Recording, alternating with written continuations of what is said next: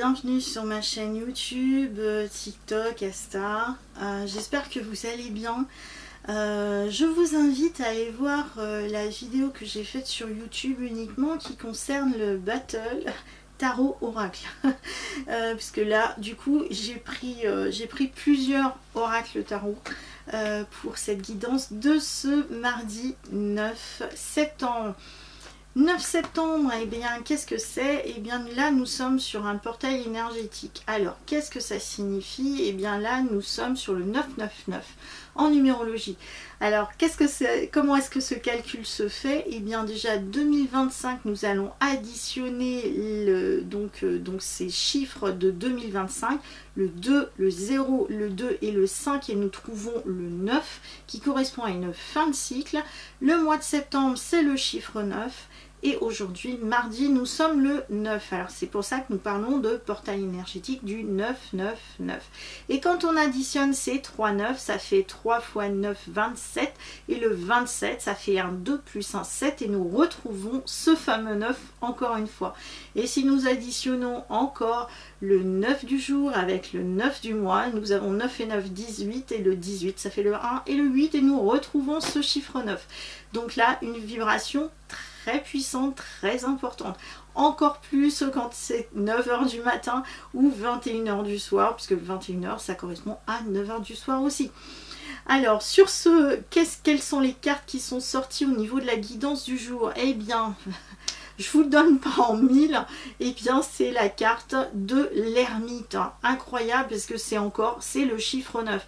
J'aurais fait exprès, je ne l'aurais pas fait exprès. Eh bien non, je ne l'ai pas fait exprès. C'est bien la carte de l'ermite qui ressort. Alors, concernant l'oracle du tarot de l'attraction, voici la carte de l'ermite qui ressort.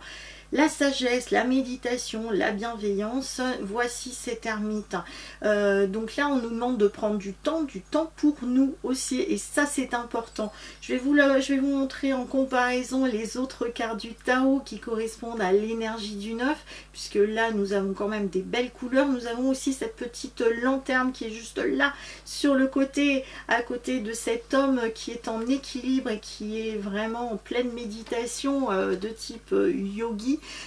Et en tout cas il est très inspirant ce sage. Donc quand on voit la carte du tarot classique, la voici, la voilà. Et quand on va prendre par exemple le tarot, je vous le montre, le tarot chercheur de vérité, qui est un très joli tarot aussi, qui est très lumineux, le voici. Donc nous avons le même type de personnage. Donc là, qu'est-ce que ça signifie? Alors je vais vous montrer du coup sur ce tarot là, parce qu'il est beau, il est lumineux comme tout. Donc là nous avons bel et bien cet ermite qui est un homme sage, mûr, il a pris le temps. C'est le dernier chiffre, le dernier chiffre avant de basculer sur la roue de la fortune, qui est un double numéro, le 1 et le 0. Donc là, c'est le dernier chiffre qui correspond finalement à une fin de cycle. Là, c'est signe de retraite, de sagesse, de bienveillance, de tâtonnement, d'éclaircissement, puisque là, on nous demande de ne pas aller trop vite aussi et que les choses vont bel et bien s'éclaircir avec le temps. Donc là, au niveau du tarot, donc de la loi de l'attraction, la deuxième carte qui ressort, incroyable, c'est la même carte qu'hier. Donc là, c'est l'as d'épée qui nous dit qu'en fait, il faut se lancer, il faut avoir confiance, il faut prendre des risques. Donc là, en effet, avec ces deux cartes, donc en effet, il y a encore une prise de risque à avoir après avoir travaillé, je pense, en tout cas moi ça m'inspire comme ça, après avoir travaillé en tout cas l'ancrage, après avoir médité, après avoir bien réfléchi, en tout cas il y a le succès qui est garanti, mais ça dépend aussi de la manière dont finalement nous allons vivre notre quotidien.